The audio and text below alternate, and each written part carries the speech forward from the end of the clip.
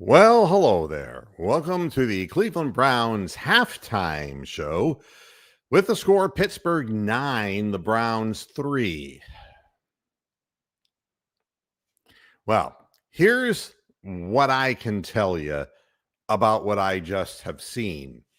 One is that Dylan Gabriel's a pretty cool customer playing under the set of circumstances that he's playing under. And let's stop and take a look at what those circumstances are. He has no offensive line. They're ancient and they're creaky. So therefore, he has no running game. He has Cam Robinson, who is committed by sworn oath to make so many mistakes that any possible touchdown drive will be nullified. He also has receivers who are afraid to go down the middle now, including Jerry Jeudy, who drops passes. And they have no other wide receivers with speed. But Dylan Gabriel goes out there and he tries to move the football. Now, let's look at the Pittsburgh Steelers.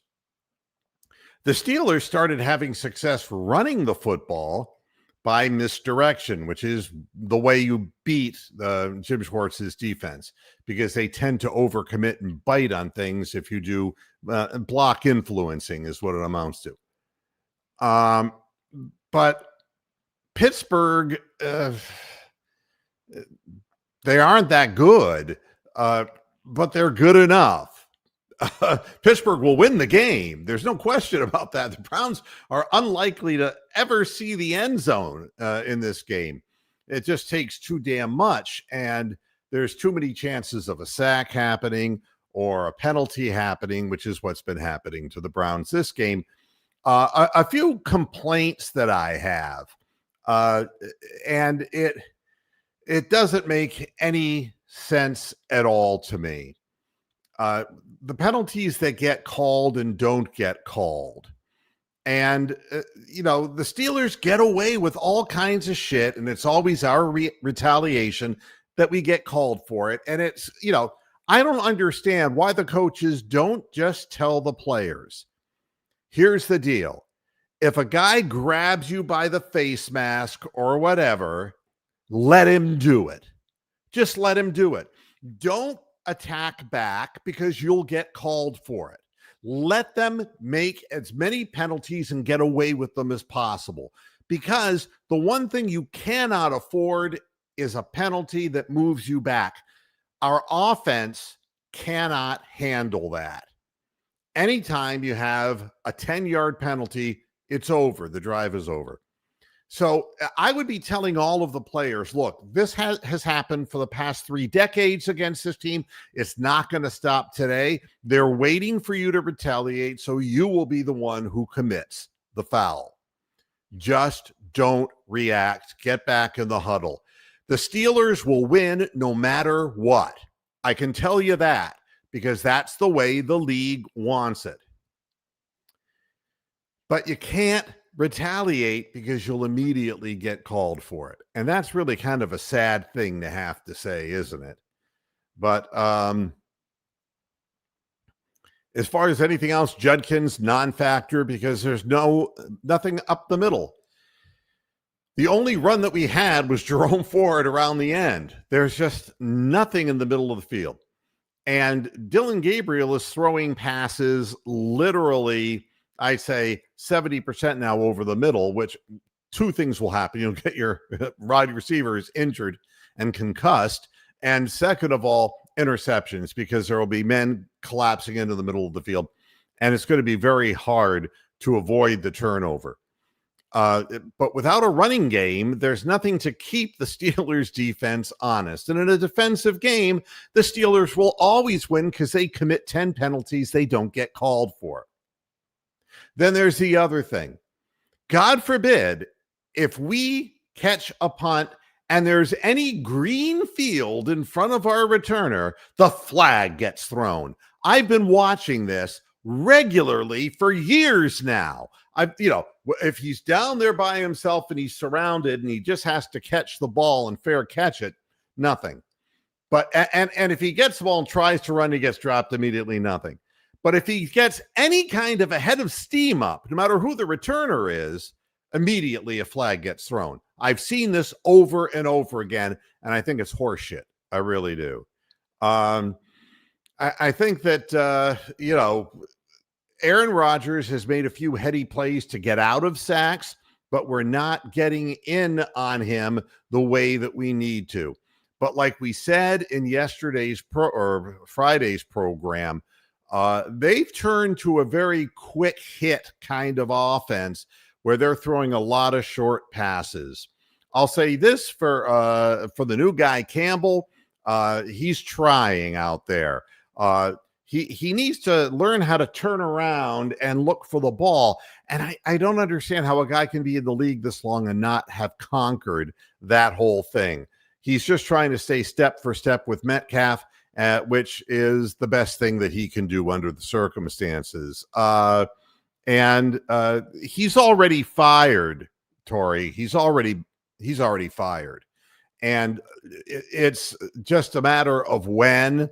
And I don't know that it serves the team to lose the rest of their games. They have nobody to put at head coach. If you put Schwartz at head coach, then you're just weakening your defense, and that's the only strength of the team. So I don't know what to say except that Kevin Stefanski will be terminated at the end of the year, and rightfully so, because there's no offensive scheme. There's literally no ability for this team to score. Doesn't matter who the quarterback is. There's no separation in the wide receivers, and the whole scheme doesn't seem to get anybody open. And this is the worst Browns offense I've ever seen in my life. I've never seen anything this bad. And it's been heading this way since after the first couple of years Stefanski was with the team, with the exception of the miracle Flacco year, where I think Joe was a little lucky, to tell you the truth. There's been no sign of being able to throw the ball down the field, and it's really too bad. Cam Robinson, I don't know where we find these people. God only knows, but he has no ability whatsoever. Ronnie Hickman did it again. Ronnie Hickman I don't know what Ronnie Hickman does out there. He avoids contact, and he's a piece of shit, okay? It shouldn't be out on the field. The fact that these guys are still playing tells me that we don't have any real talent on the defensive side of the ball that is in secondary coverage, except for Denzel. That's it. And it's really too bad. As far as the other people on the offensive line, there's just no holes to run through. And we're very fortunate it's 9-3 because we get the ball back in the beginning of the second half. And I would say, hey, one big play, but we don't have that big play in us. And if it were a kick return, it would be called back due to penalty. So I don't know what else to say. There isn't what they say on election day. There's not a clear path to the Browns winning this football game. And I don't see how an 18 play drive is going to work without the Browns committing a penalty, without a sack happening, without a negative play happening. I don't understand how the only way they're going to score is with an 18 play drive. And with all of this said, with all the talk about Shedeur Sanders and Dylan Gabriel's the right guy to be quarterbacking this team right now. And it's not because I have any hatred for Shedeur. I wish Shedeur were a little bit more mature and learn how to keep his mouth shut and stop doing silly things.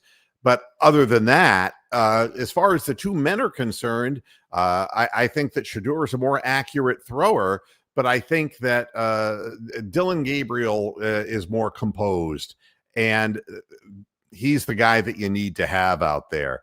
But it's putting him in an awfully bad situation because he's going to get hurt. And Patrick Queen swung his arm and hit him in the side of the helmet. And if you didn't see that, then you're fucking blind. And again, I don't understand how they get away. Well, I do understand how they get away with it. It's the same way that I don't even want to get into it, but it's the same way that all the wealthy, mega wealthy people get wealthy. They have advantages that other people don't have, insider trading or whatever. the Steelers have insider trading with the NFL. They are allowed to commit an enormous number of penalties and personal fouls, and it's really disgusting. Again, yeah, and Bronk is absolutely right. If we swung our arm and hit the quarterback on the side of his helmet, they would eject our player, especially if it were Myles Garrett against Pittsburgh. Hell, you remember what happened against the racist quarterback, Mason Rudolph. You remember that. You can't win in a situation where the deck is stacked. And that's the unfortunate reality whenever we play Pittsburgh. And it will always be that way because they're funded by the National Football League. They're good buddies with the people in charge of the NFL. They're in good standing. No different than how Charlie Kirk ended up with with like $20 million worth of houses. I mean, he was 31 years old. How did he make money that fast? How did Marjorie Taylor Greene make money that fast? How did Joe Biden make that much money that fast? And the answer is it's all insider shit. And the insider shit is what's ruining sports. And it should be the reason you stop gambling on games. And I don't mean to lecture y'all, but there's nothing fair about this. You don't have any insights when these things are being decided behind the scenes. It's really upsetting to me. It's like, let the two teams play and the best team will win. And if a team has a tendency to penalize themselves out of a game, so be it. The only hope that I see for Dylan Gabriel, if he keeps throwing the ball over the middle, he's going to have to throw the ball up to David Njoku if he's okay physically. And I mean Njoku, because he has height. These other receivers, whether it's Larvidan or whether it's Judy, they can't go up for a ball.